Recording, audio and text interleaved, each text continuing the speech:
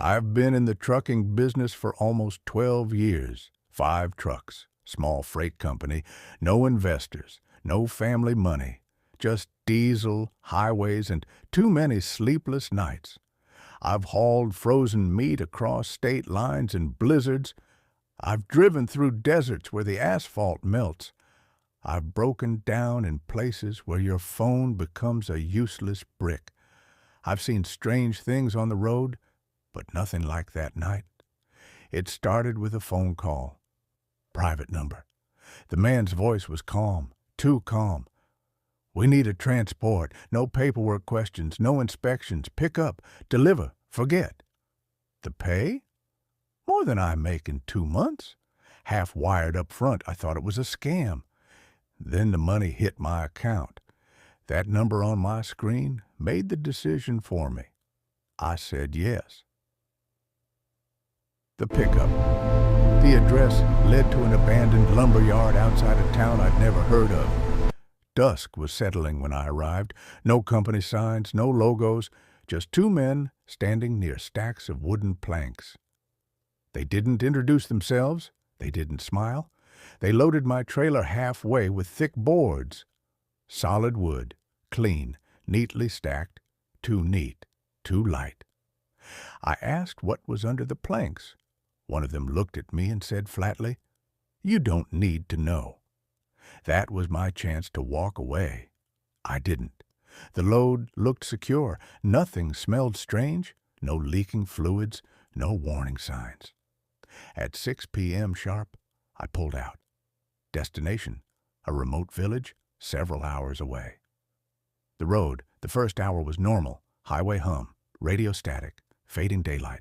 Then my GPS recalculated. It directed me off the highway and onto a narrow rural road. I don't like reroutes, but maybe it was avoiding traffic. The pavement turned to gravel. Gravel turned to mud.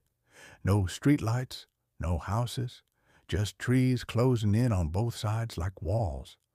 Then the GPS spoke again. "In 200 meters, turn right."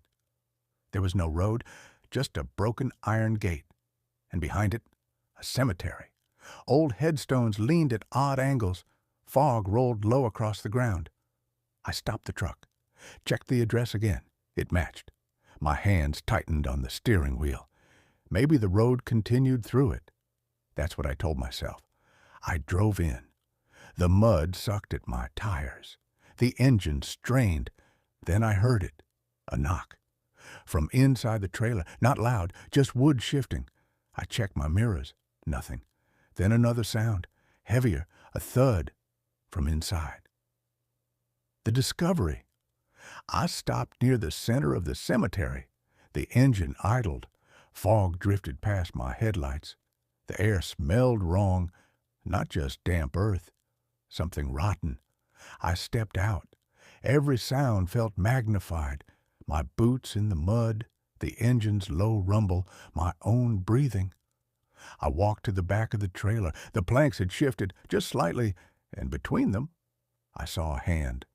Gray, still, not positioned naturally. My throat went dry. I climbed up and pulled one plank aside. Under the boards was a coffin. Old wood, scratched, mud still clinging to its edges. My stomach dropped. They hadn't loaded lumber. They had hidden a body. Then the coffin lid moved. Just a fraction. I froze. Then the ground trembled, soft at first, like something digging. I looked around. The soil on nearby graves was shifting, earth cracking, hands pushing through, gray fingers clawing at air. One grave opened, then another. Figures pulled themselves out slowly, not running, not screaming, just rising and turning toward my truck. The attack, something slammed onto the roof of my cab. The entire truck shook. Metal groaned. I heard scraping, dragging like claws on steel. Panic hit me all at once. I ran back to the cab and locked the doors. My hands were shaking so badly I almost dropped the keys. Movement crossed the windshield. A face slid into view, skin stretched tight. Empty eye sockets. A mouth opening far wider than it should. I threw the truck into gear and slammed the accelerator. The tires spun, mud spraying. The thing on the roof shifted but didn't fall. More figures were surrounding the trailer. Some were climbing.